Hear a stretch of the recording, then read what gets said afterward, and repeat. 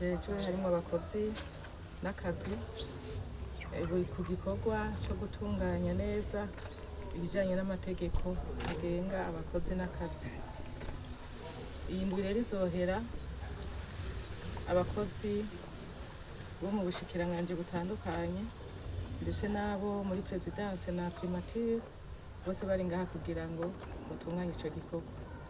Icyatumye rero ubushikiranganji bwiyumvira gutunganya icyo gikorwa si kindi ni ukugira ngo tugende twisunze intunganyo nshasha ya leta, intunganyo nshasha y'intara n'ibisata bitandukanye.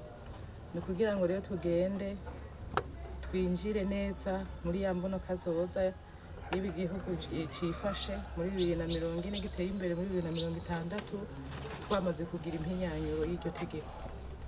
Ni ukugira ngo rero muri rusangi tuhinyanyure aho hari agahaze, hanyuma dushobore kugenda natwe twisunga ya mpinyanyuro nshasha ijanye n'uko leta itegerezwa kwegereza ubutegetsi abenegihugu.